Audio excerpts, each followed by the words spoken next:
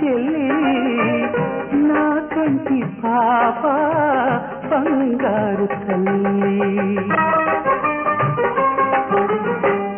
ఈ తోట ఉన్నా ఏ తోట ఉన్నా నిన్నే కొలిచెను అన్నా. మమకారం మనకే సొంతం విడరానిది అనుబంధం. ఈ అన్నకు నేనే చెల్లి కావాలి మళ్ళీ మళ్ళీ. ఈ బంధం సాగేను ఏ నాటికి. ఆ దైవం దీవించుము మాటికి. ఒక కొమ్మకు పూచిన పూలు